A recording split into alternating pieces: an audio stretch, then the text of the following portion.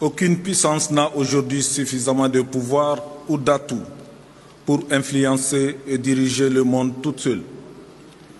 Rien ne sera plus comme avant, parce que dans toute puissance se trouve une impuissance, et dans toute impuissance se trouve également une puissance, comme pour dire que nous, en tant que pays africains, nous avons aussi de la matière et du potentiel pour influer sur le système géopolitique mondial.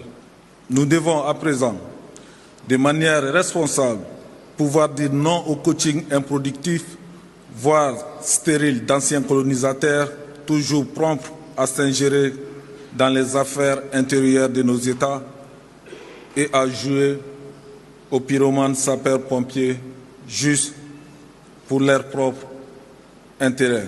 Dispensé des contre-signatures, le colonel Diao va à la quête d'un monde juste, équilibré, dépourvu de toute ingérence de grandes puissances. Je le dis tout haut, dans le monde multipolaire où nous vivons, la Russie se présente à tous égards comme un partenaire fiable, sérieux et sincère qui pourrait accompagner de manière franche nos États dans leur combat pour la sécurité et le développement.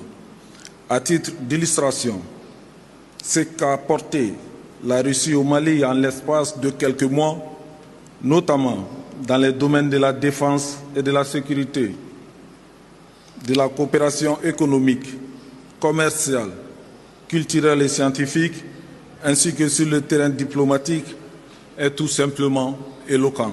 Notre marche vers la liberté est irréversible. Et nous devons permettre à personne de se mettre sur notre chemin.